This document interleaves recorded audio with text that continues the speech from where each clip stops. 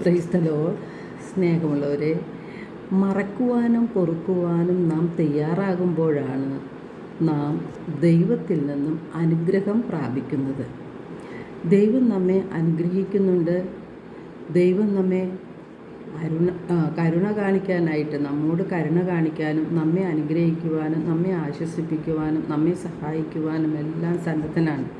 പക്ഷേ ദൈവത്തിൻ്റെ അനുഗ്രഹം നമ്മിലേക്ക് കടന്നു വരുന്നതിന് നമ്മിൽ തന്നെ ചില തടസ്സങ്ങൾ ഉണ്ട്. അതാണ് വെറുപ്പും വൈരാഗ്യവും വിദ്വേഷവും ഹൃദയത്തിൽ നാം സൂക്ഷിക്കുന്നത് കൊണ്ടാണ് നാം അശുദ്ധരായി മാറുന്നത്. ആ അശുദ്ധ ഹൃദയത്തിലേക്ക് ദൈവത്തിൻ്റെ അനുഗ്രഹങ്ങൾ എത്തിച്ചേരുന്നില്ല. എബ്രായർ 12:15 തിരുവചനം പറയുന്നുണ്ട്, വിദ്വേഷം മൂലം പലരും അശുദ്ധരായി മാറുന്നു. അപ്പോൾ ദൈവകൃപ ആർക്കും നഷ്ടപ്പെടാതിരിക്കാൻ ശ്രദ്ധിക്കുവിൻ എന്നാണ് വിശുദ്ധ പൗലോസ്ലീഹ പറയുന്നത്. വിദ്വേഷത്തിൻ്റെ വേര് വളർന്ന് ഉപദ്രവം ചെയ്യാതിരിക്കാൻ സൂക്ഷിക്കുവിൻ.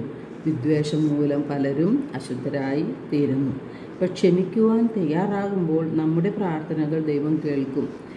നമ്മുടെ ജീവിതം അനുഗ്രഹിക്കപ്പെടുകയും ചെയ്യും. വിശുദ്ധ മാർക്കോസിൻ്റെ സുവിശേഷം 14:25 തിരുവചനം പറയുന്നുണ്ട്, നിങ്ങൾ പ്രാർത്ഥിക്കുമ്പോൾ നിങ്ങൾക്ക് ആരോടെങ്കിലും എന്തെങ്കിലും വിരോധമുണ്ടെങ്കിൽ അത് ക്ഷമിക്കുവിൻ. അപ്പോൾ സ്വർഗത്തിലുള്ള നിങ്ങളുടെ പിതാവ് നിങ്ങളുടെ തെറ്റുകൾ ക്ഷമിക്കും. അപ്പം നമ്മുടെ പാപങ്ങളും തെറ്റുകളും ദൈവം ക്ഷമിക്കണമെന്നും ദൈവത്തിൽ നിന്ന് അനുഗ്രഹം പ്രാപിക്കണമെന്നും ആഗ്രഹിക്കുന്നവരാണ് നാം എല്ലാവരും. നമ്മൾ അതിനായി നിത്യവും പള്ളിയിൽ പോകുന്നു, പ്രാർത്ഥിക്കുന്നു, ജപമാല ചൊല്ലുന്നു, വിശുദ്ധ കുർബാനയിൽ സജീവമായി പങ്കുകൊള്ളുന്നു, ഇതെല്ലാം ചെയ്യുന്നുണ്ട്.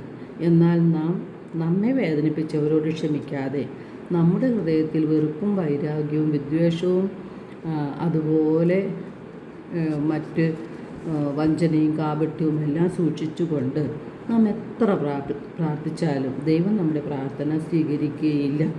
നമ്മുടെ ഹൃദയത്തിലെ ദുഷ്ടതയുടെ കെട്ടുകൾ പൊട്ടിച്ച് വിശക്കുന്നവരുമായ ആഹാരം പങ്കുവെച്ച് സഹോദരങ്ങളെ നമ്മെപ്പോലെ തന്നെ സ്നേഹിക്കുമ്പോൾ നമ്മുടെ പ്രാർത്ഥനകൾ ദൈവം സ്വീകരിക്കും. നമ്മുടെ ജീവിതം അനുഗ്രഹിക്കപ്പെടുകയും ചെയ്യും.